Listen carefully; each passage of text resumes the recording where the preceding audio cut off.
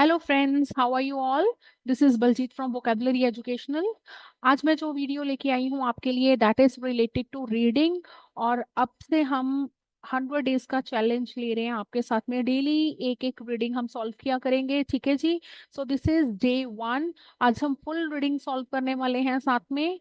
And the reading का नाम है द पर्ल। ठीक है जी। मैंने इस रीडिंग का पीडीएफ भी डिस्क्रिप्शन में डाल दिया है। आप प्रिंट निकाल के पहले साथ में भी सॉल्व कर सकते हैं एंड बाद में भी, that is up to you. ठीक है जी। तो चलिए विदाउट वेस्टिंग टाइम अपनी रीडिंग स्टार्ट करते हैं। तो सबसे पहले हम देख लेते हैं कि हमारी रीडिंग का नेम क्या है। तो आज हम लोग रीडिंग सॉल्व करने वाले हैं, दैट इज द पर्ल। ठीक है जी। तो सबसे पहले without reading passages what we have to do, we have to read the questions. हम लोगों ने देख लेने हैं कि कौन कौन से टाइप के क्वेश्चंस हमें करने हैं यहाँ पे। ठीक है जी। तो फर्स्ट क्वेश्चन टाइप है हमारे पास मैचिंग इंफॉर्मेशन। क्या दिया हुआ है, which paragraph contain the following information. तो यहाँ पे हमें इंफॉर्मेशन दी है and we have to write the paragraph की कौन से पैराग्राफ में है। एंड सेकंड है that is complete the summary below. ठीक है जी, हम लोगों ने समरी कंप्लीट करनी है और यहाँ पे हम लोगों को कोई ऑप्शंस नहीं दिए हुए हैं। ठीक है जी। And third type of question is true false and not given. Clear है जी। तो चलिए स्टार्ट करते हैं। तो सबसे पहले क्या करना है, सबसे पहले मैं टू टू क्वेश्चंस पढ़ूंगी हर डिफरेंट टाइप के क्वेश्चंस में से। ठीक है जी। तो देखिए पहले क्या लिखा है, फर्स्ट टाइप के क्वेश्चन में लिखा हुआ है reading passage 1 has 8 paragraphs A to H. तो देख लें एच तक है हमारे पैराग्राफ्स। ठीक है जी। And which paragraph contain the following information. Clear है जी। Write the correct letter A to H in the boxes 1 to 4। अब हम लोगों को क्या दिया है, इन्होंने इंफॉर्मेशन दी है। तो what we have to do, हम लोगों ने पहले पढ़ा था, मैंने आपको बताया था कि जब भी कभी मैचिंग इंफॉर्मेशन मतलब जब which paragraph contain the following information वाले क्वेश्चंस आते हैं तो there is no need for you to read the whole information. आपको कुछ याद नहीं रहने वाला। What we have to do, हम लोग पहले पैराग्राफ पढ़ेंगे फिर उसमें से देखेंगे कि कौन सी इंफॉर्मेशन इनमें से मैच करती है। तो I am not going to read these 4 questions. ठीक है जी। अब मैं देखूंगी समरी कंप्लीशन में क्वेश्चंस क्या दिए हैं। कंप्लीट द समरी बिलो बोला है and no more than 2 words, मतलब हम लोग 1 वर्ड यूज कर सकते हैं या फिर 2 वर्ड्स ओनली। क्लियर है जी। तो मैं यहाँ से स्टार्ट करूंगी। क्या लिखा है, in history pearls have a great importance within the men of wealth and power. ठीक है, which were treated as gems for women in dash. क्या बताया हुआ, हिस्ट्री में पर्ल्स को बहुत ही ज्यादा इंपॉर्टेंस दी जाती थी और जो बहुत वेल्दी मैन होते थे, ठीक है जी, जो मैन होती थी उनकी वेल्थ और पावर को डोनेट करती थी। And which were treated as gems for women, women's के लिए वो जेम्स जवाहरात माने जाते थे, हीरे जवाहरात। ठीक है जी। इन डैश तो मतलब इन कहाँ पे, शायद यहाँ पे कोई लोकेशन का नाम बताने वाले हैं, देखते हैं। ठीक है जी। Also pearls were even use as medicine for people in. अब यहाँ पे हमें बताया, कीवर्ड आया, मेडिसिन के लिए यूज किए जाते थे। एंड वेमेन, कहाँ की वेमेन की ये बात करें, कहाँ पे जेम्स माना जाता था इनको। ठीक है जी। चलिए move to third type of question. Third type of question जो हमारा था ट्रू फॉल्स और नॉट गिवन है। बेटा यहाँ ध्यान रखना, अगर ट्रू फॉल्स और नॉट गिवन है then you have to give your answer in true false और नॉट गिवन। ठीक है जी। आप यस नो और नॉट गिवन नहीं लिखोगे, अदरवाइज पहले ही आंसर गलत हो जाएंगे। तो क्या बोल रहे हैं, कहते हैं generally speaking centre of cultured pearl is significantly larger than that of natural pearl. कहते हैं जो सेंटर ऑफ कल्चर्ड पर्ल, जो कल्चर्ड पर्ल का सेंटर है वो लार्जर है, सिग्निफिकेंटली मतलब काफी बड़ा है। किससे, किससे है जी, नेचुरल पर्ल से ज्यादा बड़ा है, ये बोल रहे हैं। ठीक है जी। मतलब हम लोगों को कंपैरिजन बताया हुआ है, ठीक है जी, कि जो कल्चर्ड पर्ल है उसका जो सेंटर है वो ज्यादा बड़ा है नेचुरल पर्ल से। क्लियर है जी। ट्वेल्थ क्वेश्चन बोल रहा है sometimes fake pearls can be more expensive. कहते हैं जो फेक पर्ल्स होते हैं वो मोर एक्सपेंसिव होते हैं समटाइम्स, कभी कभी। ठीक है जी। तो इन क्वेश्चंस को ध्यान में रख के हम लोग पहले ए पैराग्राफ पढ़ेंगे। ठीक है जी। चलिए स्टार्ट करते हैं ए पैराग्राफ से। ये पैराग्राफ क्या बोल रहा है, कहता the pearl has always had a special status in rich and powerful all through the history. कहते हैं रिच एंड पावरफुल जो थे उनमें बहुत ज्यादा इसको हाई स्टेटस में बहुत ज्यादा इंपॉर्टेंस दी गई है। ठीक है जी, पर्ल्स को। For instance women from ancient Rome went to bed with pearls on them so that they could remind themselves how wealthy they were after waking up। मतलब जो एंशियंट रोम थे, वहां की जो वेमेन होती थी वो बेड के ऊपर में पर्ल्स बिछा के सोती थी, ताकि वो सुबह उठते ही उन्हें याद आ जाए कि कितनी वेल्दी है वो, कितने अमीर है। ठीक है जी। अब यहाँ पे देखो, यहाँ पे इन्होंने क्या बोला है, women from ancient Rome went to bed with pearl on them so that they could remind themselves how wealthy they were after waking up। ठीक है जी। pearl used to have more commercial values than diamonds until jewelers learn how to cut gems। जब तक जम pearls जो होते हैं उनकी commercial value ज्यादा थी डायमंड से, जब तक कि लोगों को ये नहीं पता था कि, ज्वेलर्स को ये नहीं पता था कि जेम्स को कट कैसे करते हैं। ठीक है जी। In the eastern countries like Persia, ground pearl powders could use as medicines to cure anything including heart disease and epilepsy। ठीक है जी। तो यहाँ पर क्या था, अब पर्शिया में इसको मेडिसिन के तरीके से यूज किया जाता था। ठीक है जी। अब हमने यहाँ पे देखना है कि जो हमें इंफॉर्मेशन दी हुई है इनमें से कोई मैच कर रही है। कहते हैं ancient stories about pearls and its customers. देखो, एंशियंट स्टोरी मतलब पुरानी स्टोरीज बताई हुई हैं हमें पर्ल से और उसके कस्टमर से रिलेटेड। तो कस्टमर्स कौन हो गए, जो उनके यूजर हैं। ठीक है जी। एंशियंट स्टोरीज देखो, यहाँ पे हमें स्टार्टिंग में ही बता दिया इन्होंने कि एंशियंट जो रोम था वहां पे वेमेन जो होती थी वो क्या करती थी, दे वेंट टू बेड। ये कहानियां ही होगी ना, हमें स्टोरी पता चल गई कि दे वेंट टू बेड। ठीक है जी। वो बेड पे जाती थी, पर्ल्स को बिछा के सोती थी उसके ऊपर में, तो एंशियंट स्टोरी हो गई। सो that is why this is your answer number 1। हमारा यहाँ पे आंसर क्या आ गया, हम यहाँ पे लिखेंगे ए पैराग्राफ। ठीक है जी। क्योंकि ए वाले पैराग्राफ, सॉरी, ए वाले पैराग्राफ में हमें पता लग गया कि इनकी स्टोरीज क्या थी। ठीक है जी। अब नेक्स्ट वाले टाइप पे क्वेश्चंस आते हैं। देखो बेटा, यहाँ पर भी हम लोगों को इम्पोर्टेंस बताई थी एंड वेल्थी पर्सन्स के बारे में कुछ कुछ बताया था, तो मैं एक बार दोबारा रीड करती हूँ। In history pearls have great importance within the men of wealth and power which were treated as gems for women. In कहाँ पे जेम्स माना जाता था उनको, वेमेन कहाँ की, यहाँ पे हमें बताया था कि जो एंशियंट रोम की गर्ल्स थी, लेडीज थी, वो क्या करती थी, वो क्या करती थी, इनको बेड पे बिछा के सोती थी। तो इसीलिए आंसर क्या आ गया यहाँ पे, आपका एंशियंट रोम। ठीक है जी। तो that is why women in ancient Rome, यहाँ पे हम एंशियंट रोम वाली बात लिखेंगे।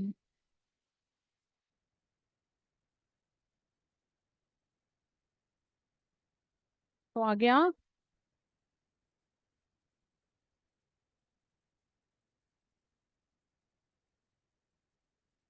एंशियंट रोम की बात आ गई थी।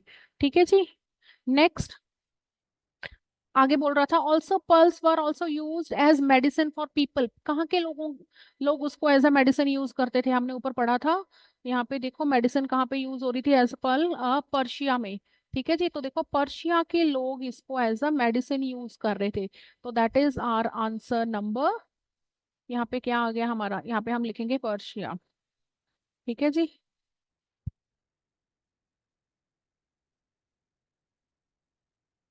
ठीक है जी।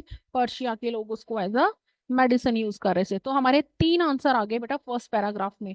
ठीक है जी। नेक्स्ट पैराग्राफ पढ़ते हैं।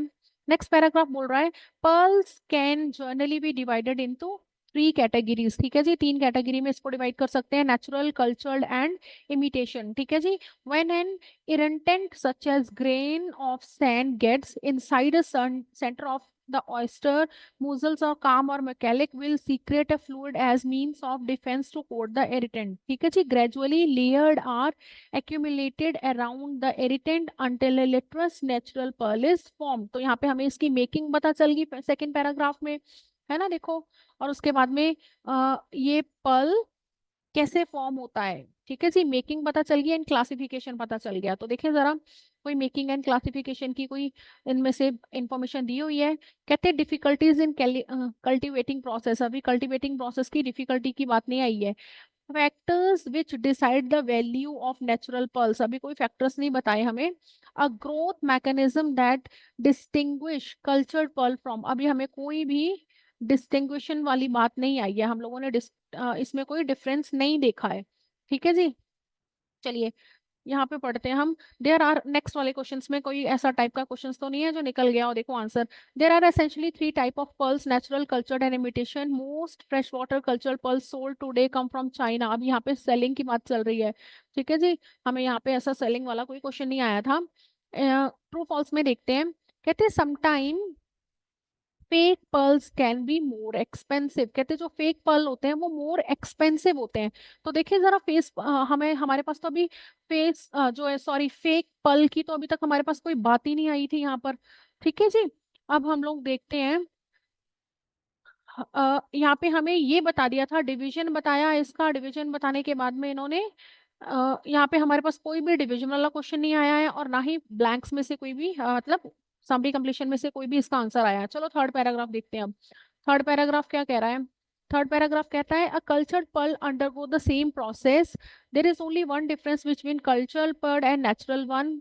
इन cultured pearl the irritant is hard called mother of pearl, ये हार्ड होता है, and is place in the oyster through surgical implantation. ठीक है जी, इम्प्लांटेशन से, सर्जिकल इम्प्लांटेशन से होता है। This result in much larger core, यहाँ पे क्या बोल देते हैं, this result in much larger core in cultivated pearls than those in natural pearls. कहते हैं जो कल्टिवेटेड पर्ल्स है उनका जो है कोर होता है वो ज्यादा बड़ा हो जाता है, लार्जर हो जाता है। ठीक है जी, नेचुरल पर्ल से। As long as there are enough layer of nerits, ठीक है जी, to create a gorgeous gem quality pearl, the size of nucleus wouldn't make a difference to beauty and durability। कहते हैं जो साइज है इससे durability and beauty पे कोई भी फर्क नहीं पड़ रहा है। ठीक है जी। तो देखिए जरा इससे रिलेटेड कोई क्वेश्चन हमें मिला, अ, देखते हैं जी। देखो क्या बोल रहे हैं, अब यहाँ पे हमारा फर्स्ट हो गया था, डिफिकल्टी इन कल्टीवेटिंग प्रोसेस की डिफिकल्टी की बात नहीं आई है, factor which decide the value की बात नहीं आई है, the growth of a growth mechanism that distinguish cultured pearl from natural. देखो यहाँ पे हमें बताया था, कहते हैं ग्रोथ मैकेनिज्म की बात की है जो दोनों में अंतर देता है। ठीक है जी, कल्चर्ड में एंड नेचुरल में। अब देखो यहाँ पे इन्होंने बताया था हमें कल्टीवेटेड और उसमें क्या फर्क आया, देखो क्या यहाँ पे है। ये देखो, there is only one difference between cultured pearl and natural one. In cultured pearl irritant बात आ गई थी, this result in much larger core, बता दिया था, तो ये डिफरेंस आ गया। ठीक है जी, इन्होंने डिफरेंस बताया है, तो दैट इज वाई फोर्थ का आंसर हो गया हमारा सी। ठीक है जी, आंसर इज सी। चलो आगे देखते हैं, अभी यहाँ पे कोई डिफरेंस की बात तो हमने कर ली, नेक्स्ट वाले क्वेश्चंस में तो नहीं आया। यहाँ पे तो सोल्ड वाली बात आ रही थी, तो इनमें कोई रिलेटेड नहीं था। अब ये इन्होंने क्या बोला था, size of pearl produce in Japan, अब ये साइज की बात आ रही है, तो ये भी हमारे पास अभी तक कोई भी आंसर नहीं आया। अच्छा, फर्स्ट वाला क्वेश्चन क्या बोल रहा है, कहते हैं generally speaking the centre of cultured pearl is significantly larger. इन्होंने बोला है जो सेंटर होता है किसका, कल्चर्ड पर्ल का, वो लार्जर होता है किससे, देन नेचुरल पर्ल। और यहाँ पर भी हमें कुछ ऐसी ही बातें की थी, देखो सी वाले पैराग्राफ में ये क्या बोल रहे थे, हम्म, कहते much larger core in cultivated pearl than those in natural. तो यहाँ पे मच लार्जर आ गया ना, किस में, कल्टीवेटेड में। कल्टीवेटेड कौन से हो गए आपके, कल्चर्ड हो गए, तो दैट इज वाई ये आंसर आ गया आपका ट्रू। तो हम यहाँ पे लिखेंगे ट्रू। ठीक है जी, क्लियर है जी, ये आंसर आ गया आपका ट्रू। अब समथिंग फेक और मोर एक्सपेंसिव की कोई बात नहीं आई है अभी तक। चलिए नेक्स्ट पैराग्राफ चलते हैं। डी पैराग्राफ क्या कह रहा है, अच्छा अब हम नेक्स्ट क्वेश्चन देख लें जरा, ब्लैंक वाला। हमें यहाँ पे क्या बोला था, कहते चाइना में जो थोड़े सोल्ड हो रहे हैं, कुछ ऐसी बातें चल रही थी। ठीक है जी, तो चलो देखते हैं हम डी पैराग्राफ। हाँ, कहता कि जी pearl can come from both salt and fresh water sources, पर typically pearls from salt water usually have high quality. ठीक है जी, although several fresh water pearls are considered high in quality too. In addition fresh water pearls often have irregular shapes, उनके shapes irregular होते हैं, with puffed eyes rise appearance जैसे होते हैं जी। ठीक है, नेवरदीलेस it is the individual merit that determine the pulse value more than the source of pulse। ठीक है, salt water pearls oyster are usually cultivated in protected lagoons or volcanic atolls, while most freshwater cultured pearls sold today come from China। देखो यहाँ पे कुछ बोला था, China से आते हैं, चाइना वाली बात हमारे पास समरी में आई थी। कहते while most fresh water cultured pearl sold today come from China, कहते हालांकि ये चाइना से आते हैं। देखें जरा क्या बोल रहा था यहाँ पे, चाइना वाली बात आई थी जो, कहते there is essentially three type of pearls, natural, cultured and imitation. Most fresh water cultured pearls sold today come from China wild dash island is famous for its imitation pearl industry. आप देखें जरा, imitation क्या होता है? जो artificial होते हैं, नकल होती है। देखते हैं अभी कोई नकल वाली बात की है, कौन सी कंट्री लेके आ रही है या कौन सा आइलैंड। हाँ ठीक है जी।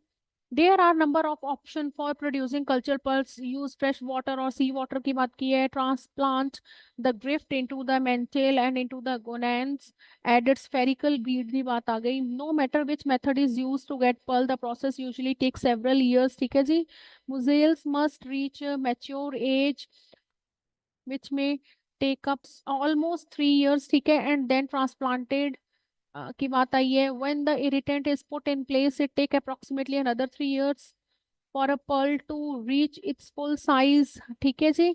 sometimes the irritant may be rejected, as a result the pearl may be seriously deformed हो जाता है वो, और the oyster may directly die, वो die हो जाता है from such numerous complication as diseases। ठीक है जी, बहुत ज्यादा diseases आ जाती हैं क्योंकि complication हो जाता है इसी की वजह से। at the end of 5 to 10 years cycle only half of the oyster may have made it through। ठीक है जी, हाफ ही बच पाते हैं। among the pearls that are actually produce in the end only about 5% of them high quality for jewel making. जो कुछ ही 5% होती है वही ज्वेल मेकिंग में काम आती है। ठीक है जी। चलो, अब इससे हमें क्या पता चला कि जितने भी वो ऑयस्टर्स में बनाए जाते हैं उनमें से 10 साल लगने के बाद में भी 5% ही जो है वो हाई क्वालिटी के मिलते हैं। ठीक है जी। और बताया हुआ है कि कैसी कैसी डिफिकल्टीज आती है, कैसे कैसे प्रोसेस से गुजरना पड़ता है और कौन कौन सी डिफिकल्टीज आती हैं। चलिए देखें, कुछ डिफिकल्टी वाली बात आई थी। देखो, first we have done difficulty in cultivating process. यहाँ पे सीधा ही डिफिकल्टी बता दी हुई है उन्होंने, और हम लोगों ने यही लिखा ऊपर पढ़ा था कि कौन कौन सी प्रॉब्लम्स आती हैं। ठीक है, सो that is why D is the answer here. Caps lock में लिख देती हूँ डी। ठीक है जी। फिर समरी वाले में देखो, अब इन्होंने यहाँ पे बात की थी हमें wild dash island famous for imitation pearl वाली, अभी कोई बात नहीं आई है। ठीक है जी, अभी हमें इमिटेशन वाली कोई नहीं पता लगी, इसको छोड़ दो इसलिए। और देखो जरा यहाँ पे, sometime fake pearl, no fake pearl की कोई बात नहीं आई है अभी। ठीक है जी। चलिए आगे बढ़ते हैं।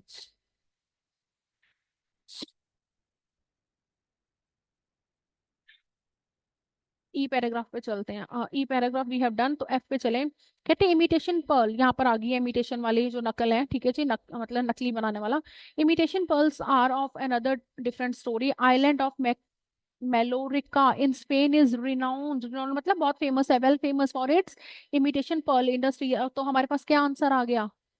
ये वाला नेम हम लिखेंगे, मेलोरिका, MALLORCA। तो ये आ गया हमारा मेलोरिका। ठीक है जी। तो क्या था?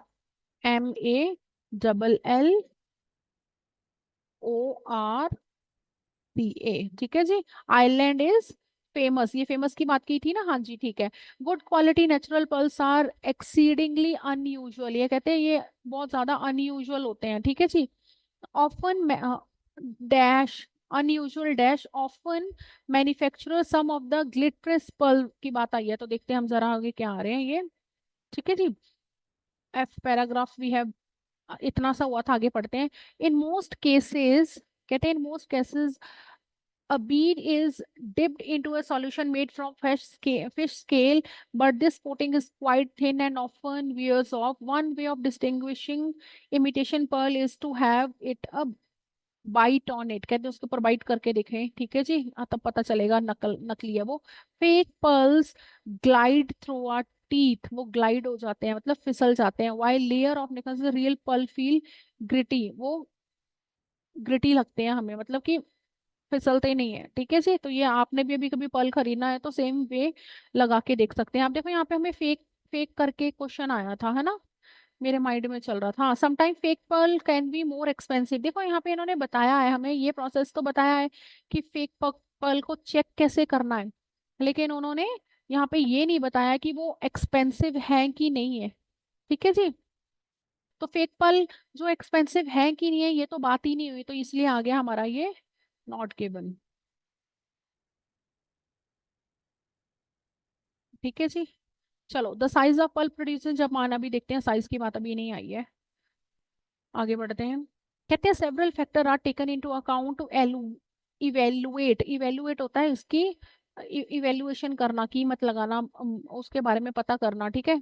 Size shape colour the quality of sulphur and lustre, ठीक है जी। Generally three type of pearl come in such order with the value decreasing, natural, cultured and imitation. सबसे पहला जो है नेचुरल, जो सबसे कीमती है, फिर ये, फिर imitation, which basically are worthless. ठीक है जी, कौन सा? इमिटेशन वाला तो वर्थलेस है, मतलब कोई बहुत ज्यादा कीमती नहीं है ये, ठीक है, जिसके कोई मायने नहीं है।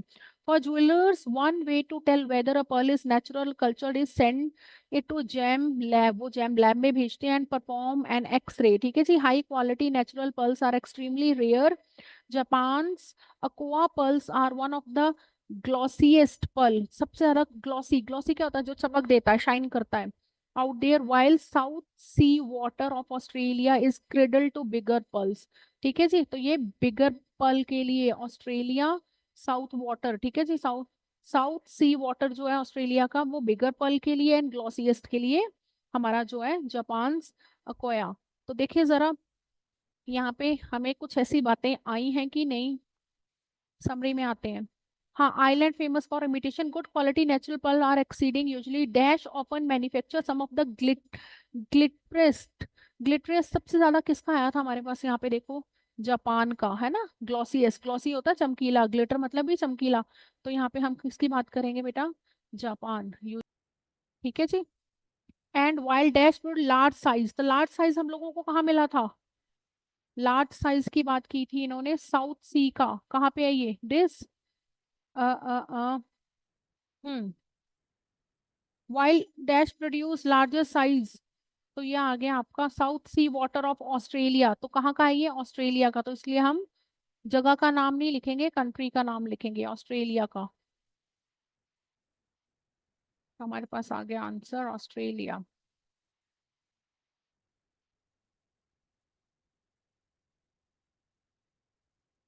ठीक है जी। चलो, अब आगे क्या बोल रहा है? कहते produce large size one due to favourable environment along with coastline in the past dash in Persian Gulf produce world's best pearls. अब देखते हैं बेस्ट पर्ल की बात कहाँ आती है। Size of pearl produce in Japan is usually, अब यहाँ पे इन्होंने क्या बोला था हमें? कहते हैं, ये देखो ये वाला क्वेश्चन भी हम साथ में ही देख लेते हैं।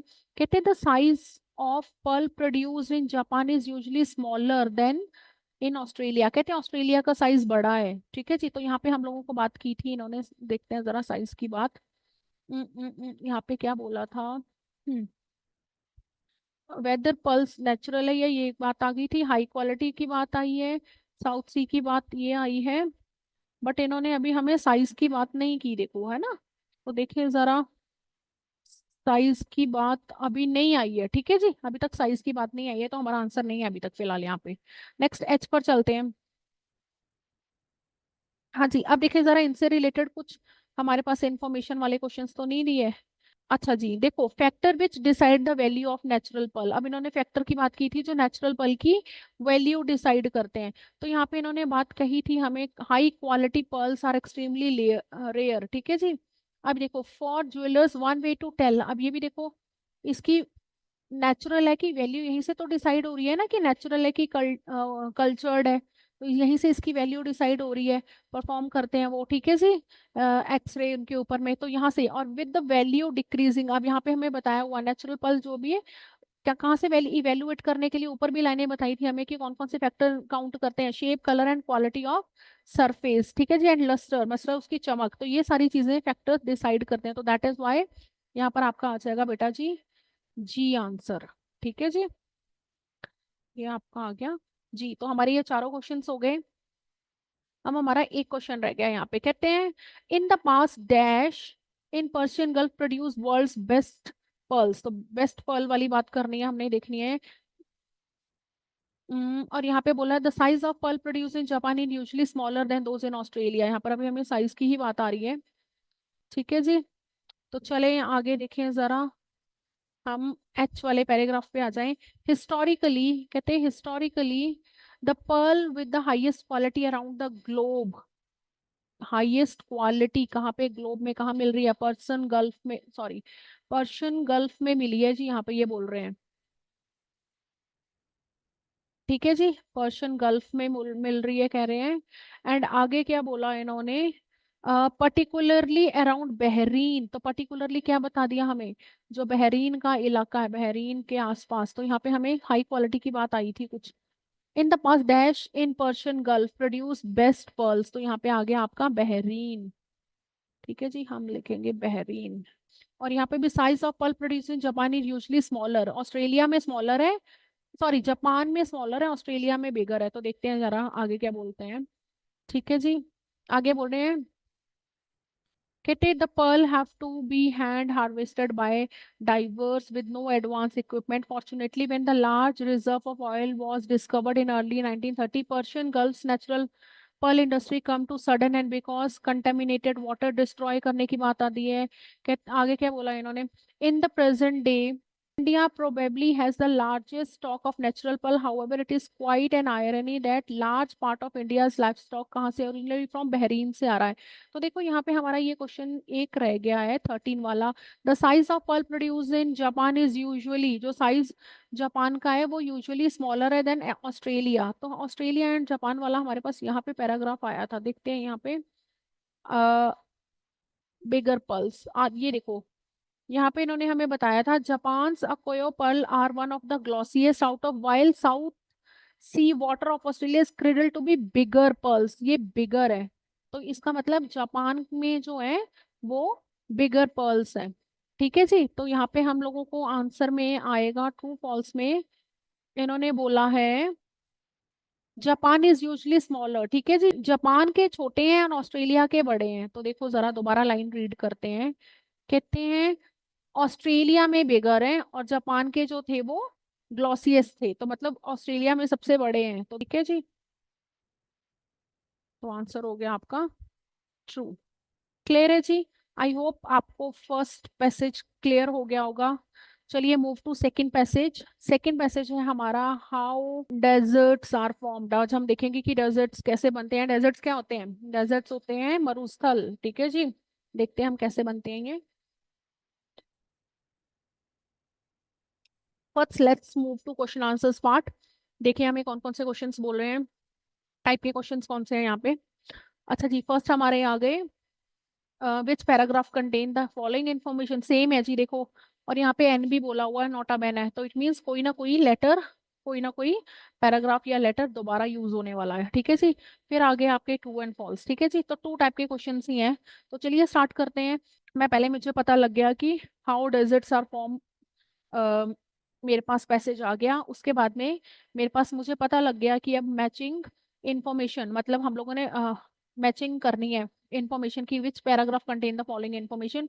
तो मैं सारी इन्फॉर्मेशन पढ़ने वाली नहीं हूँ, it's a wastage of time. तो मैं क्या करूंगी, पैराग्राफ पढ़ूंगी फिर मैचिंग, जो पैराग्राफ से इन्फॉर्मेशन मैच करूंगी। बट मैं यहाँ पे अभी ट्रू एंड फॉल्स वाले क्वेश्चंस पढ़ लूंगी जरूर, क्योंकि मे बी ये फर्स्ट पैराग्राफ से स्टार्ट हो जाए। ठीक है जी, देखते हैं क्या बोल रहे हैं। कहते it is difficult to ascertain where the deserts and in some areas. Ascertain का मतलब क्या होता है, असर्टेन का मतलब होता है नॉट श्योर, मतलब पक्का नहीं पता। ठीक है जी, it is difficult to ascertain. ठीक है जी, मतलब ये पक्का नहीं पता होता है, मेक श्योर करना मुश्किल हो जाता। तो मैं यहाँ पे लिख देती हूँ मेक श्योर। मतलब हम कह सकते हैं कि अंदाजा लगाना कह सकते हैं। ठीक है जी, असर्टेन का it is difficult to ascertain, मतलब ये अंदाजा नहीं लगाया जा सकता कि डेजर्ट एंड कहाँ हो रहा है, कुछ एरियाज में। क्लियर है जी, दूसरा क्वेश्चन आ रहा है, media is uninterested in the problem of desertification. Desertification क्या होता है, डेजर्ट बनना। ठीक है जी, मतलब सारी जो है धरती है वो डेजर्ट बनती जा रही है, डेजर्टिफिकेशन बंद होता जा रहा है, मीडिया इसमें इंटरेस्टेड नहीं है। क्लियर है जी, चलो फटाफट से अब हम फर्स्ट पैराग्राफ में स्टार्ट कर देते हैं। ठीक है जी, तो क्या बोल रहा है फर्स्ट पैराग्राफ, कहता है desert refers to a barren section of land. ठीक है जी, बिल्कुल बैरन सा है, बंजर सा है, mainly in arid and semi arid area where there is almost no precipitation, कोई बारिश नहीं हो रही है वहां पे ज्यादा। ठीक है, environment is hostile for any creature to inhabitant, environment भी बहुत सुटेबल नहीं है इनहेबिटेशन के लिए। Deserts have been classified in a number of ways, कहते हैं डिफरेंट डिफरेंट वेज से उनको क्लासिफाइड कर सकते हैं, जनरली कंबाइनिंग टोटल प्रेसिपिटेशन को अंदाजा लगा के, how many days the rainfall occur, कितने टाइम बारिश होती है, या टेम्परेचर या humidity and some time additional factor, और भी कुछ फैक्टर्स हो सकते हैं। ठीक है जी, in some places deserts have clear boundaries marked by rivers, कहीं कहीं पर तो रिवर्स ने इनको मार्क, मतलब रिवर इनकी बाउंड्री बना रही है तो इजिली वी कैन आइडेंटिफाई। ठीक है जी, mountains and other landform, while in other places there are no clear cut borders between deserts and other landscape features। देखो यहाँ पे हमें एक आंसर मिल गया मुझे लग रहा है। कहते हैं while in other places there are no clear cut borders, मतलब हमें पता नहीं लग रहा है कि कहाँ तक डेजर्ट्स है ना। और यहाँ कहीं कहीं पर तो क्लियरली मार्क्ड है। तो यहाँ पे भी हमें पीछे देखो एक क्वेश्चन आया था जो ट्रू फॉल्स वाला, उसमें यही बोल रहा था I think. It is difficult to ascertain make sure करना whether the desert and in some areas, मतलब वहां पे तो क्लियर कट इन्होंने यहाँ पे देखो बता दिया कि माउंटेन्स आ गया, ठीक है जी। या फिर आपका यहाँ पे इन्होंने बताया बॉर्डर बना दिया, किसने बनाया, रिवर्स ने बना दिया, माउंटेन या अदर लैंड फॉर्म नहीं, लेकिन कुछ एरिया में पता ही नहीं लग रहा, तो इट मीन्स ये अनसर्टेन हो गया, ठीक है जी। मतलब श्योर नहीं है, तो दैट इज वाई यहाँ पर हमारा ये आंसर मिल गया आपको। विच answer, this is your 21st answer. तो 21st आंसर आपका क्या हो गया यहाँ पे, बिल्कुल सही बात बोल रहा है भाई, ये हो गया आपका ट्रू। क्लियर है जी। अब हमें एक आंसर मिल गया है, लेकिन हमने मैचिंग इंफॉर्मेशन भी ढूंढ लेनी है अब। तो क्या बोले, रेफरेंस टू इरेगुलर मूवमेंट, कोई इरेगुलर मूवमेंट मूवमेंट की बात ही नहीं आई है अभी हमें, है ना। इरेगुलर में movement, mention of the productive land turning into desert in 21st century, कोई बात नहीं आई है। टाइप ऑफ डेजर्ट की बात आई थी आई थिंक, देखो यहाँ पे हमें टाइप्स बताए थे। 16 पेज जो है 16 आंसर है। यहाँ पे इन्होंने बताया था desert have been classified in a number of ways, देखो ये आंसर हमारा यहाँ से आएगा। ठीक है, तो क्लासिफिकेशन आ गया, क्लासिफिकेशन क्या होता है भाई, टाइप होता है। तो दैट इज वाई 6 का आंसर हमें यहाँ पे मिल गया, 16 का आंसर यहाँ पे मिल गया हमें, डेजर्ट का टाइप। ठीक है जी। तो दैट इज वाई इसकी इंफॉर्मेशन 16 वाला आ गया आपका आंसर, ए पैराग्राफ। क्लियर है जी, यहाँ हम लिख देते हैं ए पैराग्राफ। ओके। चलो, अब इन्होंने हमें बोला था कि you may use any letter more than once, तो मैं आगे भी पढ़ूंगी, ठीक है। अगर मुझे ये बोलते कि नहीं होता, ये इन्फॉर्मेशन हमें नहीं दी होती नोटा बहने वाली, तो मैं एक बार आंसर रीड करके छोड़ देती, बट अब मैं सारी इन्फॉर्मेशन रीड करूंगी। Mention of technical method no, influence of migration की बात नहीं आई है, लैक ऑफ एग्रीमेंट की कोई बात नहीं आई है, डिस्क्रिप्शन ऑफ फैटल इफेक्ट्स की कोई बात नहीं आई है अभी। चलिए आगे बढ़ते हैं, अब हमारा एक आंसर यहाँ पे मिल चुका है। क्लियर है। बी पैराग्राफ पे आते हैं अब हम। चलो बी पैराग्राफ क्या कह रहा है। कहता है इन एरिड एरिया, एरिड होता है सूखे सूखे सी, ठीक है जी, जहाँ पे पानी ज्यादा नहीं होता, बंजर से जिसे कह लो, where there is not any covering of vegetation producing the land sand and dust storm are frequently take place, कहते हैं जहाँ पर वेजिटेशन नहीं है, पेड़ वगैरह नहीं है, पेड़ पौधे नहीं है, ठीक है जी, वहाँ डस्ट डस्ट स्टॉर्म चलते रहते हैं। This phenomenon often occur along the desert margin instead of within the deserts, मतलब वो बीच में नहीं होते, साइड साइड में होते हैं, ठीक है जी, मार्जिन्स पे चलते हैं। where there are already no finer material left, ठीक है, when a steady wind starts to blow fine particle on the open ground will begin vibrating, मतलब जो वहां पे रेत वगैरह होता है वो वाइब्रेट करना शुरू हो जाता है। As the wind picks up some of the particles are left into the airs, कुछ हवा में ही रह जाते हैं। When they fall on to the ground they hit other particle which will then jerked into the air in their turn imitating the chain section, मतलब आपने देखा होगा बवंडर से आते रहते हैं राजस्थान वाला एरिया में, जो धूल मिट्टी उड़ती रहती है वो फिर नीचे आती है, फिर ऊपर इकट्ठी होती जाती है, कुछ ऐसी ऐसी चीजें हमें बताई हुई हैं। तो देखिए जरा ऐसा कुछ पैराग्राफ में बोल रहा है क्या भाई, इनसे रिलेटेड कोई क्वेश्चन है। हाँ जी, कहते हैं जी 14 क्वेश्चन बोल रहा है, कहते हैं reference to the irregular movement of particles, बिल्कुल ठीक है जी, देखो ये इरेगुलर मूवमेंट आया था यहाँ पे, रेगुलरली नहीं होता, इन्होंने बोला है ना पार्टिकल, जो fine particle on the ground will begin vibrating as the wind picks up some of the, तो ये क्या बता रहे हैं, इरेगुलर मूवमेंट बता रहे हैं, तो दैट इज व्हाई इसका आंसर आ गया बी। तो 14 is your B. I hope आपको यूजफुल लग रहा होगा आज का वीडियो। ठीक है जी, आगे देखें, टाइप्स ऑफ डेजर्ट हो चुके हैं प्रोड्यूस, 21st सेंचुरी की कोई बात नहीं आई है, टेक्निकल मेथड नहीं आया, माइग्रेशन नहीं आया, एग्रीमेंट नहीं आया, डिस्क्रिप्शन कुछ नहीं आया। आगे पढ़ते हैं, मेन मीडिया की बात आई ही नहीं अभी तक, ठीक है जी। चलो थर्ड पैराग्राफ पे आते हैं। थर्ड पैराग्राफ क्या बोल रहा है, there has been a tremendous deal of publicity, यहाँ पे तो पब्लिसिटी की बात आ गई है पहले ही, डील ऑफ पब्लिसिटी, पब्लिसिटी कौन करेगा भाई, मीडिया करेगा। ऑन हाउ सिवियर, सिवियर होता है सीरियस, डेसिफिकेशन कैन बी, मतलब डेसिफिकेशन क्या होता है, जो हम हमारा एरिया जो है बंजर होता जा रहा है, जिसको हम कह सकते हैं मरुस्थल बढ़ते जा रहे हैं, मतलब पेड़ों के कटाव के कारण, ठीक है जी, डिफोरेस्टेशन के कारण जो जो जमीन बंजर होती जा रही है, डेजर्टिफिकेशन कहते हैं उसको, ठीक है जी। But the academic circle has never agreed on this cause of desertification. देखो यहाँ पे पब्लिसिटी की बात आई है। पब्लिसिटी हम लोगों को पता है किसको बोलते हैं, मीडिया को। तो मैं मीडिया वाली बात आई तो मैं पहले ही यहाँ पे लगाने वाली हूँ मीडिया वाला आंसर, ढूंढ के कहाँ पढ़ा था मैंने। मीडिया इज अनइंटरेस्टेड, यहाँ पर तो उन्होंने बोल दिया भाई अनइंटरेस्टेड है, ठीक है जी। और यहाँ पे क्या बोल रहा था ये, यहाँ पे बोल रहा है हम लोगों को ट्रिमेंडस डील ऑफ पब्लिसिटी, मतलब बहुत ज्यादा डील हुई है।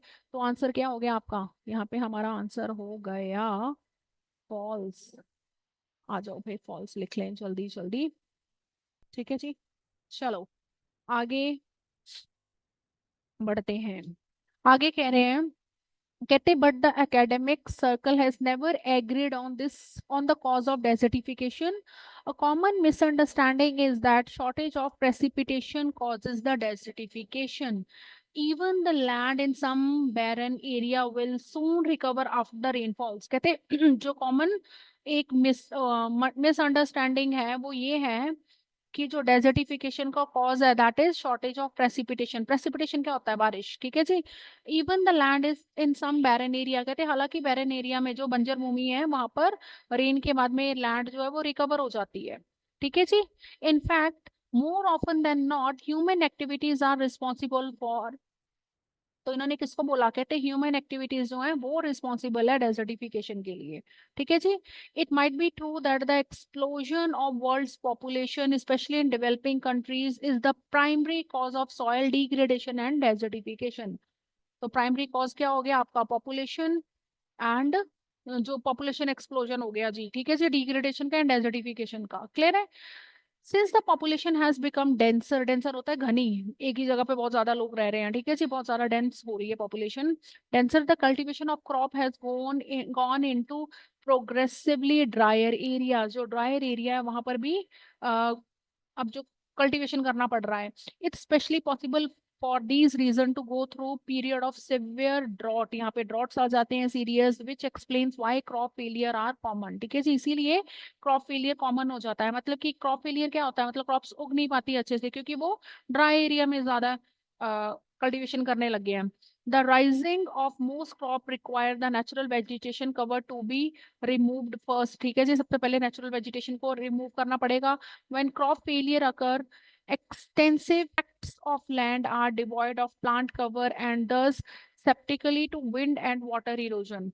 All through 1990s, dryland area went through a population growth of 18.5%, mostly in severe impoverished developing countries. वहाँ की बात कर रही हैं जो है डेवलपिंग कंट्रीज है, वहाँ की एरिया की सारी बातें कर रहे हैं। तो देखिए जरा हमें यहाँ पे क्या पता चला, एक तो हमें मिसकंसेप्शन पता लगी, ठीक है, दूसरा मुझे यहाँ पे पता चला कि मेन कॉज क्या है, और यहाँ पे मुझे पता था एकेडमिक सर्कल्स की बात आई है जो एग्री नहीं हुए, कह रहा था कुछ ऐसे करके।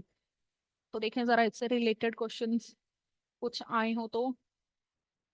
यहाँ पे क्या बोला, ये हमारा आंसर बी आया था यहाँ पे पहले, ठीक है जी। चलो आगे देखें, और हम कौन सा आंसर फाइंड कर चुके थे, टाइप ऑफ डेजर्ट हमारा हो चुका था, ये बी आंसर हो चुका था। तो देखें जरा क्या बोल रहे हैं यहाँ पे, और कहते mention of the productive land, जो प्रोडक्टिव लैंड है उसकी बात कर रहे हैं ये। तो प्रोडक्टिव लैंड वाली कोई बात नहीं आई है हमारे पास, टाइप ऑफ डेजर्ट हो चुका है। Mention of technical method used in tackling problem, no, अभी हमें टेक्निकल मेथड कोई नहीं बताया इन्होंने। Influence of migration, no. Lack of agreement among scientist, यहाँ पे वर्ड आया हमारे पास साइंटिस्ट, देखो तो साइंटिस्ट को उन्होंने पीछे यहाँ पे वर्ड यूज किया था एकेडमिक्स, आई थिंक, है ना, यहाँ पर वर्ड आया था एकेडमिक सर्कल। एकेडमिक सर्कल क्या होते हैं, पढ़े लिखे लोग जो होते हैं, तो यहाँ पे पढ़े लिखे लोगों के लिए उन्होंने साइंटिस्ट यूज कर दिया, कहते वो कभी भी एग्री नहीं हुए। तो ये बात हमारे पास इन्होंने कौन से पैराग्राफ में बताई बेटा, this is in C paragraph, तो that is why C is the answer, ठीक है जी। फोर्थ देखते हैं, description of fatal effect of farming practices. Fatal impact क्या पढ़े, इफेक्ट क्या पढ़े, तो देखो बेटा यहाँ पर भी यही बताया था ना, फार्मिंग प्रैक्टिसेस होने की वजह से क्या हो गया, ये देखो progress dry area specially possible हुआ जब, तो सिवियर इम्पैक्ट पड़ गए ना इसके, नेचुरल वेजिटेशन को रिमूव करना पड़ा, तो इससे क्या हो गया, वाटर इरोजन, विंड इरोजन, ठीक है जी, ये सारी चीजों ने ड्राई लैंड जो है पॉपुलेशन ग्रोथ के 18% बढ़ गया इम्प्रोविस्ड डेवलपिंग एरिया में, तो ये सारी बातें आई हैं उनकी। That is why fatal effect farming का जो पढ़ा उसका ये आंसर आ गया आपका थर्ड वाला, third paragraph which is your C paragraph. ठीक है जी।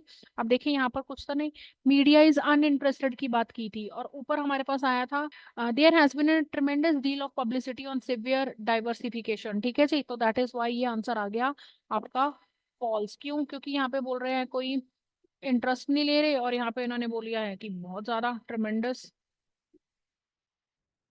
तो that is why falls. Clear है जी। चलिए आगे देखते हैं। The common cause of desertification is lack of rainfall, इन्होंने यहाँ पे ये बोला। ठीक है जी, और हमारे पास कॉमन कॉज क्या बताया था इन्होंने? Yes, it might be true that explosion in world population specially in developing country जो है प्राइमरी कॉज है, तो पॉपुलेशन आ गया।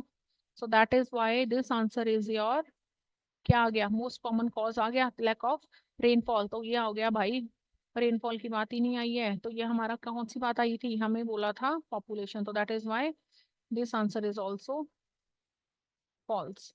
क्लियर है जी।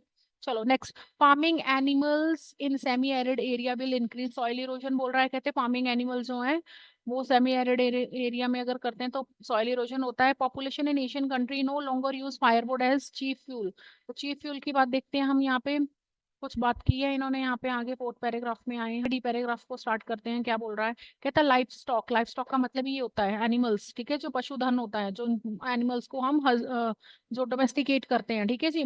Life stock farming in semi arid area accelerate, accelerate क्या होता है? बढ़ा देना the soil erosion of soil and become one of the reason for developing diversification. बिल्कुल ठीक है जी, देखो यहाँ पे इन्होंने यही बात बोली थी। कहते जो एनिमल्स हैं, फार्मिंग एनिमल, इन फार्मिंग एनिमल वही हो गए जिनको हम रेयर कर रहे हैं। ठीक है जी, domesticated animal semi arid area increase कर रहा है soil erosion, so that is why this answer is true. Clear है। चलो आगे देखते हैं। अब यहाँ एनिमल से रिलेटेड कोई बात आई है, देखें जरा डी पैराग्राफ में से हम लोगों को। Mention of productive land turning की बात नहीं आई है। ठीक है जी। फिर mention of technical used in to tackle problem, no. Influence of migration on desertification की बात आई है, इन्फ्लुएंस ऑफ डेजर्टिफिकेशन की बात आई है। ठीक है जी। देखें जरा आगे। हाँ जी, आगे बोल रहे हैं in such areas where the vegetation is dominated by grasses the breeding of life stock is major economical activity, grasses are necessary for anchoring barren topland in dry area when a specific field is used to graze, graze क्या होता है? चराना। जब हम graze करते हैं animals को चराते हैं, एक्सेसिव हर्ड, हर्ड क्या होता है? एनिमल्स का झुंड, it will experience loss of vegetation coverage, ठीक है, and the soil will trample as well as pulverished, leaving the topsoil exposed to destructive erosion elements such as wind and unexpected thunderstorm for centuries. Nomads, nomads कौन होते हैं? जो बंजारे होते हैं, एक जगह से दूसरी जगह जाते रहते हैं, मूव करते रहते हैं। have grazed their flocks, flocks होता है एनिमल, जो शीप्स का झुंड होता है, या फिर भेड़ बकरियों का झुंड होता है। herds to any place where pasture can be found, pasture क्या होते हैं? ग्रीन लैंड, जहाँ पे चरवाहे जो चारागाह होते हैं, चरवाहे चराते हैं उनको। And oases have offered chances for more settled way of living for some nomads wherever they move on the desert follow, wherever they move on मतलब जहां पर भी जाते हैं, मूवमेंट करते हैं one place to another, तो one place to another को क्या बोलते हैं? माइग्रेशन भी बोल देते हैं। तो देखो यहाँ पे माइग्रेशन वाला वर्ड आया था हमारे पास। ये देखो 18th वाला आंसर क्या बोल रहा है? 18th सॉरी, इंफॉर्मेशन बोल रही है the influence of migration on desertification, क्या इन पड़ा प्रभाव, तो हमारे पास ये आ गया आपका आंसर। इसको हम कैपिटल लेटर डी लिखेंगे। क्लियर है जी।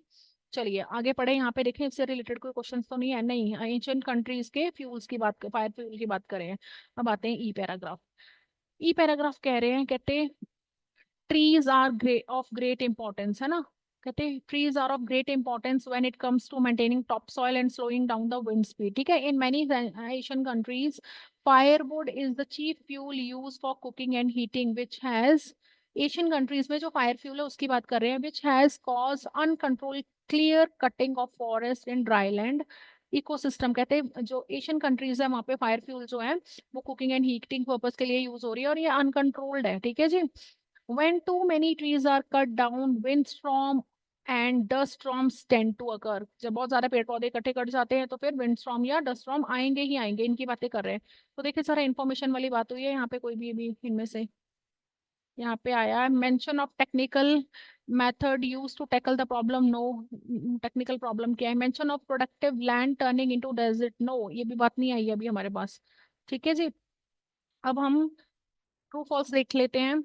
कहते हैं people in Asian country no longer use firewood, इन्होंने बोला एशियन कंट्रीज जो हैं नो लॉन्गर वो यूज नहीं कर रहे हैं firewood as a cheap fuel. और यहाँ पे देखो इन्होंने बोला था कि चीप फ्यूल है वहां पे, अब ये नहीं बोला कि अभी है कि नहीं।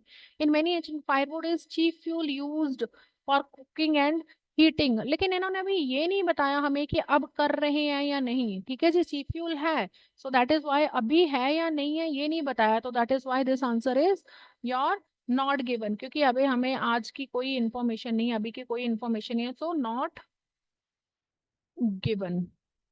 क्लियर है जी। चलो, लास्ट वाला बोल रहा है technology studying the relationship of people livestock and desertification has yet been invented. कहते जो टेक्नोलॉजी है जो स्टडी कर रही है रिलेशनशिप इनका, वो अभी येट बीन मतलब अभी हुई नहीं है, इन्वेंटेड। ठीक है जी। चलो आगे देखते हैं यहाँ पे क्या बचा है हमारे पास में। Mention of productive land turning into desert की बात आई रह गया है, और मेंशन ऑफ टेक्नोलॉजिकल मेथड। चलो आ जाओ जरा पैराग्राफ में। कैसे दैट्स वर्स, ठीक है जी, बहुत ही बुरी बात है ये, बहुत वो है। कहते even political conflict and war can also contribute to desertification to escape from the invading enemies, refugees will move all together into some of the most vulnerable ecosystem की बात की है। they bring along their cultivation tradition which might not be right kind of practice, अभी ये कोई practices की बात नहीं पता चली हमें, कुछ नहीं पता, ऐसे वाला क्वेश्चन कोई नहीं था। In the 20th century, one of the state of America had large section of farmland that had turned into desert। ठीक है जी, 20th century की बात कर रहे हैं, डेजर्ट बन गया है अमेरिका में। Then since then action have been enforced so that such phenomena of desertification will not happen again। कहते हैं अभी एक्शन लिया गया पे to avoid the occurring reoccurring of desertification, people shall find other livelihood which they do not rely on traditional land use। ठीक है जी, land use ना हो उसमें ट्रेडिशनली और तरीके ढूंढे जाएं लाइवलीहुड के, are not as demanding on local land and natural resources but can still generate viable income। कहते हैं लोकल रिसोर्सेज को यूज ना करें लेकिन फिर भी वाइबल इनकम आ जाए। Such livelihood include but not limited to dry land aquaculture for the raising of fish. ठीक है जी, ये इन सारी बातें कर रहे हैं, ये ग्रीन हाउस एग्रीकल्चर। आगे activities that are related to tourism. ठीक है जी, another way to prevent the recurring of desertification is bringing about economic prospect in the city centre of dry land and places outside dry land, बाहर वाले इलाकों में भी लेके जाएं ड्राई लैंड से। Changing the general economy and institutional structure that generate new chances for people to support themselves and would alleviate current pressure accompanying the diversification। अब देखो यहाँ पे इन्होंने कुछ बोला है इनसे related, mention of productive land turning into, हाँ जी, mention of productive land turning into desert 20th century में। देखो 20th सेंचुरी में यहाँ पे कहाँ की बात की थी, अमेरिका की बात की थी, तो इसका मेंशन कर दिया इन्होंने। सो दैट इज व्हाई आंसर क्या आ गया आप इसका बेटा, इसका आंसर आ गया जी। क्लियर है जी। चलो, अब mention of technical method use, technical की बात नहीं आई है। और यहाँ पर देखें टेक्नोलॉजी स्टडी इन रिलेशनशिप, कहते हैं अभी डेवलप नहीं हुई है, और देखो जरा यहाँ पर डेवलप आगे वाले पैराग्राफ में देखते हैं हम कि हो गई है कि नहीं। अब एच पैराग्राफ रह गया, एच पैराग्राफ क्या कह रहा है?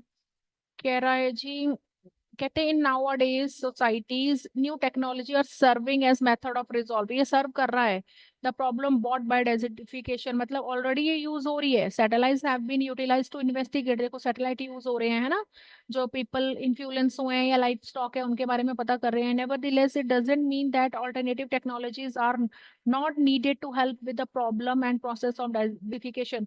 तो यहाँ पे ये बात कर रहे हैं ये ऑलरेडी यूज कर रहे हैं। ठीक है जी। तो mention of technical method use, तो टेक्निकल मेथड यहाँ पे बता दिया हमें कौन सा, सैटेलाइट को यूज कर रहे हैं वो, तो दैट इज वाई यहाँ पे आ गया आपका आंसर एच। ठीक है जी। क्लियर है इतना। अब देखिए यहाँ पे भी इन्होंने बोला था कि येट टू, इन्होंने तभी ये बोल रहे थे कि येट टू इन्वेंटेड, अभी होनी है, और यहाँ पे ये बता रहे हैं कि ऑलरेडी यूज हो रही है, तो that is why this answer is also false. Clear है जी। चलो अब थर्ड वाली पैसेज पे आते हैं, क्या है? थर्ड पैसेज कह रहा है कैन ह्यूरिकेन बी मॉडरेटेड और डाइवर्टेड, उनको मॉडरेट किया जा सकता है ह्यूरिकेन्स को, या फिर डाइवर्ट मतलब उनका रास्ता बदला जा सकता है। ठीक है जी, तो सबसे पहले हम इसके क्वेश्चन टाइप देख लेते हैं। इसमें सबसे पहले हम लोगों को क्या है, मैचिंग हेडिंग आ गया जी। सेकंड टाइप है जी कंप्लीट द समरी, ठीक है जी, वन वर्ड में ही लिखना है आंसर। और लास्ट वाला एमसीक्यूज आ गए, तो दो एमसीक्यूज हैं, 1 2 3 4 5, 5 आपके वो आ गए, 3 टाइप के क्वेश्चंस आ गए। तो क्या करें विदाउट वेस्टिंग टाइम, मैंने क्या बताया है आपको कि जब भी पैराग्राफ की मैचिंग हेडिंग करनी होती है तो पहले हमने हेडिंग्स नहीं पढ़ने बैठ जाना, डोंट वेस्ट टाइम। ठीक है जी, हम पहला पैराग्राफ पढ़ेंगे, उससे रिलेटेड देखेंगे कि क्या मेन चीज सेंट्रल आइडिया क्या दे रहा है, तो उसको मैच करेंगे। ठीक है, बट यहाँ पे मेरे पास कंप्लीट द समरी कंप्लीट करनी है, तो मैं ये वाले क्वेश्चन दो साथ में लूंगी और एमसीक्यूज भी। तो मैं क्या कर रही हूँ, कह रही हूँ यहाँ से स्टार्ट करूंगी। ह्यूरिकेन्स ओरिजिनेट एज ग्रुप ऑफ, कैसे ओरिजिनेट होता है, dash over a tropical oceans. ठीक है, कहाँ पे ये ओरिजिनेट हो रहा है, ट्रॉपिकल ओशंस में हो रहा है। ग्रुप ऑफ क्या है देखना है। आगे ये बोल रहा है when this air rises the water vapor in it condenses to form cloud and precipitation dash releases heat, क्या heat release कर रहा है। ठीक है, नेक्स्ट है what encourage writer to restart research hurricanes control, writer को रीस्टार्ट करने के लिए क्या एनकरेज किया, and what was the writer's reaction after first experiment, reaction की बात कर रहा है। ठीक है जी, फर्स्ट एक्सपेरिमेंट के बाद। तो चलो let's start with the a paragraph. A paragraph कहता है each year massive swirling storm bringing along winds greater than 75 miles per hour wipe across tropical ocean and land on शोर लाइन्स। ठीक है जी, ये shore line and tropical area में है जो 70 miles per hour के हिसाब से वाइप कर देता है जी। Usually devastating vast swathe of territory, बहुत सारी जो टेरिटरी है उसके लिए डेवेस्टेटिंग है, जानलेवा है, बहुत ज्यादा खतरनाक है। When these rolling temps strike densely inhabited territories they have the power to kill thousands and causes property damage worth of $1 million। तो जब ये इनहेबिटेंट टेरिटरी जहाँ पे लोग रहते हैं वहां पे आता तो इतने मिलियन बिलियंस ऑफ डॉलर की प्रॉपर्टी को डैमेज कर देता और हजारों ही मौतें लेके आता है। ठीक है जी, besides absolutely nothing stand in their way, but can we ever find a way to control these formidable force of nature, कहते हैं हालांकि इनकी रास्ते में कुछ नहीं खड़ा रह सकता, मतलब कुछ नहीं बचेगा, लेकिन क्या हम इनका रास्ता बदल सकते हैं, तो इसके बारे में बात करते हैं। तो देखो यहाँ पे क्वेश्चन उठाया है कि क्या इनको डाइवर्ट किया जा सकता है। तो देखिए जरा ऐसा कोई आंसर, ऐसी कोई हेडिंग, ह्यूरिकेन्स इन हिस्ट्री, अभी हिस्ट्री की बात नहीं आई है। ठीक है जी, हाउ ह्यूरिकेन्स फॉर्म, कैसे बनते हैं अभी नहीं बताया। How a laboratory exercise reroute, no laboratory की कोई बात नहीं आई है। Exciting way to utilize future technology की कोई बात नहीं। आर ह्यूरिकेन्स अनबीटेबल, क्या इनको रोका जा सकता है। revisit earlier how lives might have been saved, no range of low tech methods, no। अब देखो इसमें से मुझे सबसे ज्यादा जो लग रहा है मैच कर रहा है ये आर ह्यूरिकेन्स अनबीटेबल, क्या उनको अनबीट किया जा सकता है, मतलब उसको क्या उसको हराया नहीं जा सकता। तो देखो यहाँ पे इन्होंने इसकी बात कही थी कि हालांकि इनके रास्ते में कुछ नहीं खड़ा रुक सकता, लेकिन but can we ever find a way to control, तो कंट्रोल करना मतलब बीट करना किसी को। So that is why A is the answer, इसका आंसर आ गया जी 5। क्लियर है जी, चलो सेकेंड पैराग्राफ देखते हैं। सेकेंड पैराग्राफ कहता है to see why hurricanes and other severe tropical storm may be subject to human intervention, a researcher must first learn about their nature and origin, पहले उसके nature and origin के बारे में जाना पड़ेगा।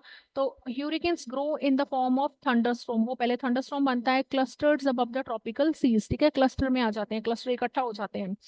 Oceans in low altitude area never stop giving out heat and moisture in the atmosphere, which brings about warm wet air above the sea surface। देखो बता रहे हैं कि hurricanes कैसे कैसे बन रहे हैं। ठीक है जी, when this kind of air rises the water vapor in it condense to form cloud and precipitation। ठीक है जी, जो पानी होता है वो कंडेंस हो जाता है और precipitation बन जाता है, होने लगता है। Condensation gives out heat in the process of solar heat is used to evaporate the water at the ocean surface। This so-called invisible heat condensation makes the air more buoyant, leading it to ascending higher while repouring itself to feeding back process.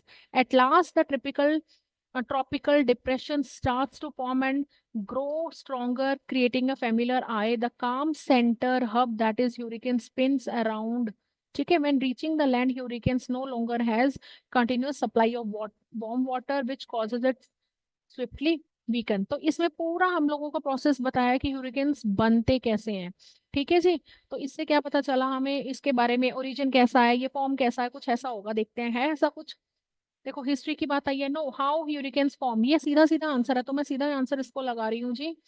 ठीक है जी, कि कैसे बनते हैं, तो मेरे को सीधा ही पता लग गया कि कैसे ये बनते हैं, तो दैट इज वाई मैं इसको सेकंड वाला लगा रही हूँ। बट फिर भी अगर आई एम नॉट श्योर तो मैं सारे आगे वाले ऑप्शंस भी पढ़ूंगी। How a laboratory exercise, no exciting way की बात नहीं आई है।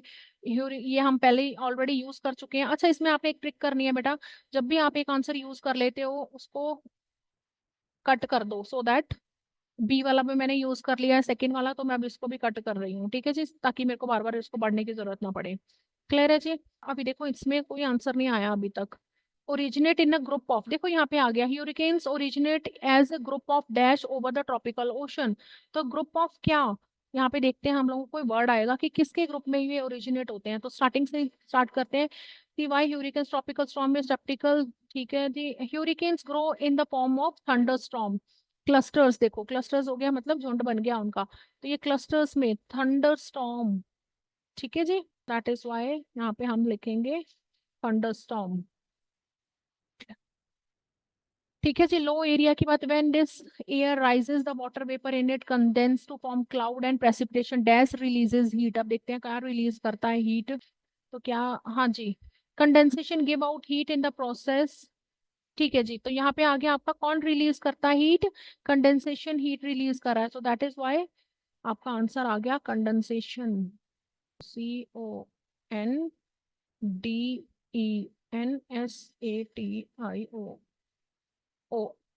ठीक है जी।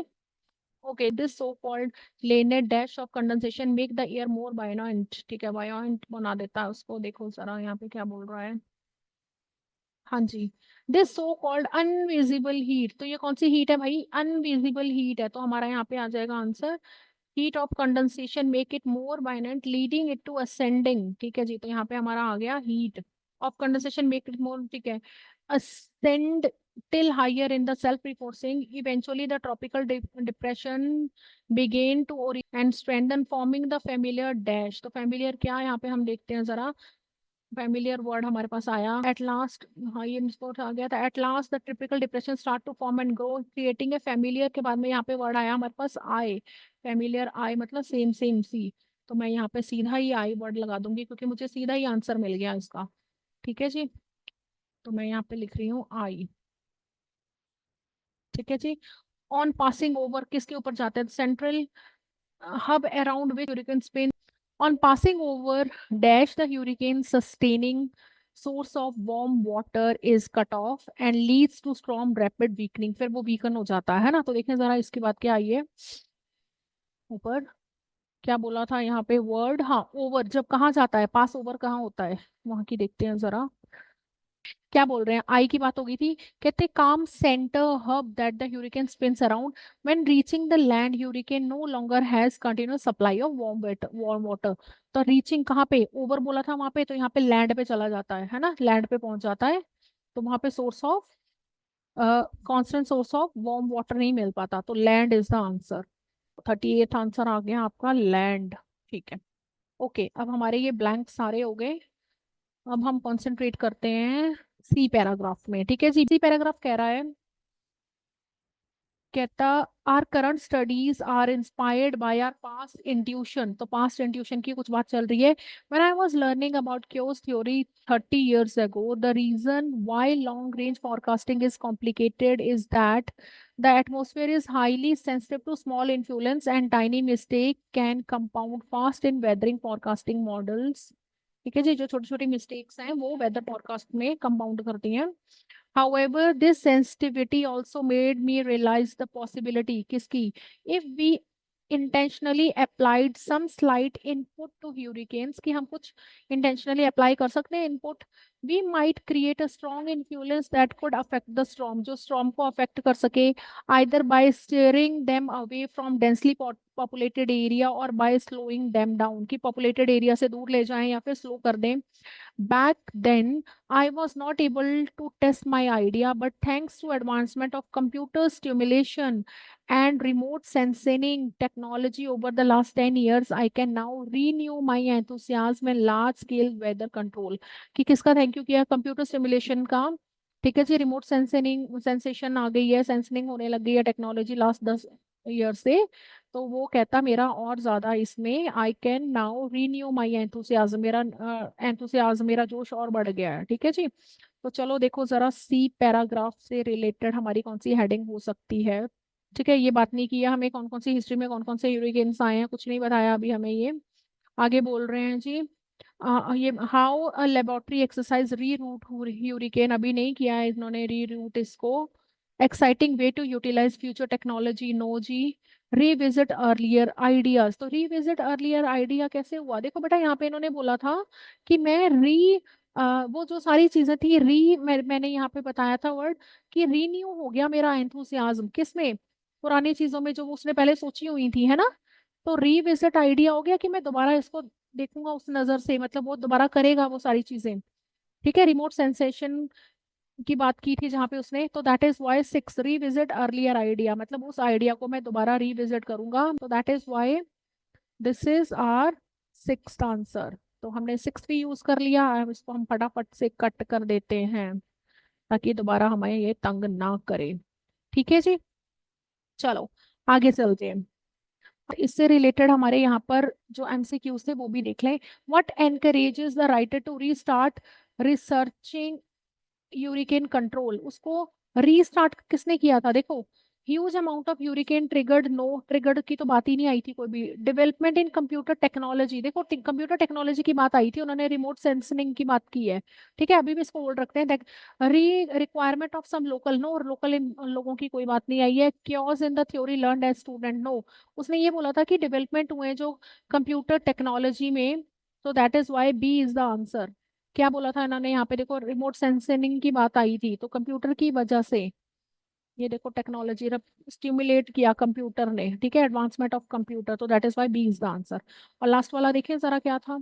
लास्ट वाला बोल रहा है 48. What was the writers reaction after first experiment, अभी रिएक्शन की बात नहीं आई है यहाँ पे, डी पैराग्राफ में आए. कहते to find out whether the sensitivity of atmospheric system could be exploited to just such as robust atmospheric phenomena as hurricane, our research team brain stimulation experiment on computer to hurricane named, इन्होंने ये नाम दे दिया उसका, occurred in 1992. The current forecasting technology were far from project, ये बहुत दूर थी, far from perfect, sorry, far from perfect मतलब perfect नहीं था, ठीक नहीं था. It took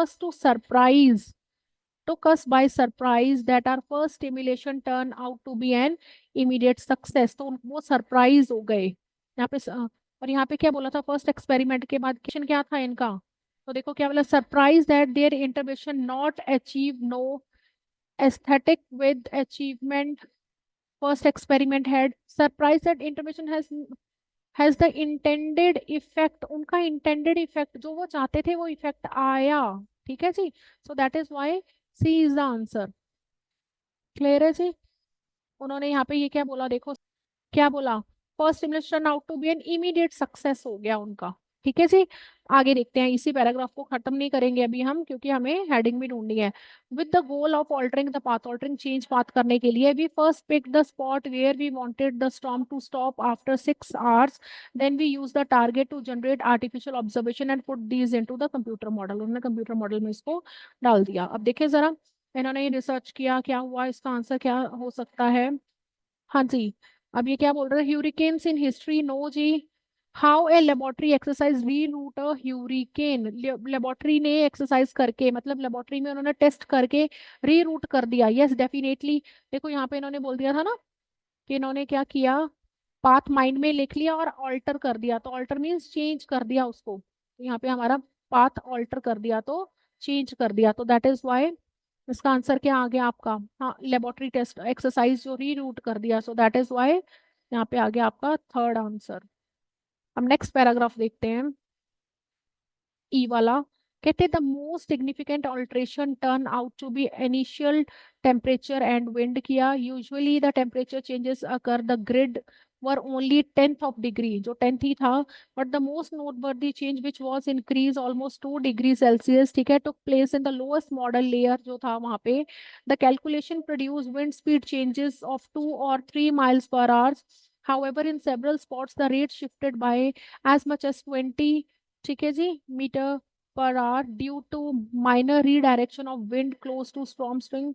In terms of structure, the initial and altered version hurricane seem almost the same, but the changes in critical vibration variables were so substantial that later one went off the track, चला गया जी off track, ठीक है जी, to the west during 6 hours of stimulation and then traveled one due north, leaving Kuhai untouched.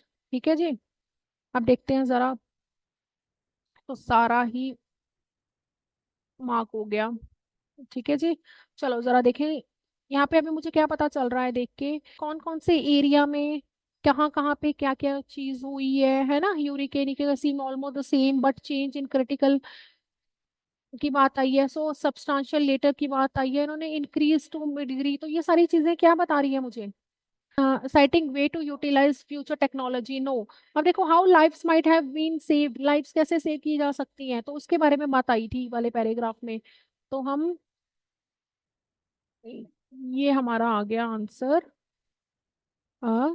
7th. ठीक है जी. अब F paragraph में देखते हैं क्या बात कर रहे हैं. कहते हैं future Earth orbiting solar power station equipped with large mirror to focus the sun's rays and panels of photovoltaic cell जो है gather and send energy to Earth might be adapting to beam microwave which turn to be observed by water vapors molecules inside and around the storm. The microwaves would cause the water molecule to vibrate and heat up the surrounding air, which then lead to hurricane slowing down and moving in a preferred direction. तो यहाँ पे उन्होंने बताया कि preferred direction में मतलब कि उनको हम कैसे प्रेफर्ड डायरेक्शन में जो एक्साइटिंग जो टेक्नोलॉजी थी, ठीक है जी, फोटोवोल्टिक वोल्टिक सेल जो था टेक्नोलॉजी थी, उनको कैसे हमने माइक्रोवेव्स वगैरह को हमने यूज किया. तो यहाँ पे क्या exciting way to utilize future technology, exciting way बताया उन्होंने हमें यहाँ पे. तो that is why this is your 4th. ठीक है जी. लास्ट वाला रह गया है, 4th वाला भी हमने यूज कर लिया है अब यहाँ पे. जी वाला पैराग्राफ देखें क्या रह गया है इसका आंसर. अब ये जी बोल रहा है, कहता stimulation of hurricanes conducted on computer have implied that by changing the precipitation, evaporation and temperature we could make a difference to the storm route or abate its winds. ठीक है जी. Intervention could be in one many different forms. ठीक है जी. आगे बोल रहे हैं clouds bearing silver iodide और other rainfall inducing element जो होते हैं, water it needed to grow and multiply from its formidable eyeball which is essential characteristic of tropical storms. ठीक है जी. तो अब इन्होंने हमें ये बताया implied changing of precipitation this could be make differences from doing in between the many different forms की बात की हुई है. Might deprive a hurricane of water it need to grow. essential severe tropical storms की बात आई हुई है. Range of, तो देखो यहाँ पे इन्होंने हमें अदर वेज यूज किए हुए हैं लेकिन इसमें कोई टेक्नोलॉजी नहीं यूज हो रही है. So a range of low tech methods. ठीक है जी. तो a range of low tech methods, क्योंकि और कोई टेक्नोलॉजी यहाँ पे यूज नहीं हो रही है. तो this is the answer. Clear है जी. एंड लास्ट वाला यहाँ पे क्वेश्चन हमारे ऑलरेडी वी हैव डन. ठीक है जी. So in this way you can solve readings and it will be very fruitful for you. I hope आज की वीडियो आपको पसंद आई होगी. तो if you like our videos please हमें कमेंट सेशन में ज़रूर बताएं कि हम और कौन सी वीडियोस आपके लिए बनाएं जो यूज़फुल हो. So if you like our videos please हमारे चैनल को सब्सक्राइब करें एंड फ्रेंड्स के साथ भी शेयर करें. सो मैं जल्दी ही रीडिंग चैलेंज का पार्ट 2 लेके आऊंगी आपके लिए.